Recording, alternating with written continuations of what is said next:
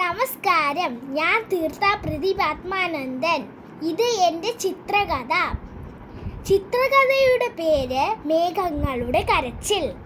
തെളിഞ്ഞ ആകാശത്തുകൂടി ഒരു കുഞ്ഞു മേഘം കടന്നുപോയി. സൂര്യൻ അവനെ കണ്ടു.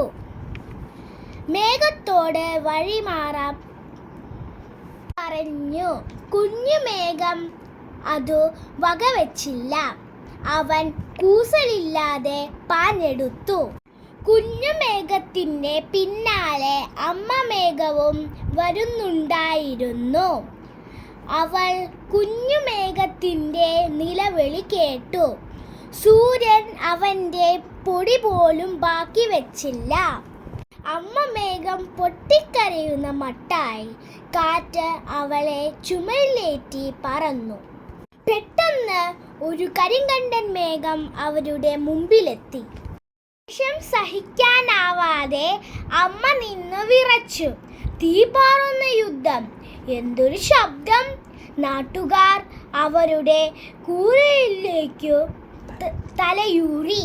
മേഘങ്ങളുടെ കലഹം നിലച്ചിട്ടില്ല. തന്നെ പോലെ മറ്റൊരു കുഞ്ഞു മേഘത്തെ തെരഞ്ഞു നടക്കുകയായിരുന്നു കരിങ്കണ്ടൻ മേഘവും എന്നറിഞ്ഞ് അമ്മ മേഘം പൊട്ടിക്കരഞ്ഞു. കരഞ്ഞ് അവർ വല്ലാതായി.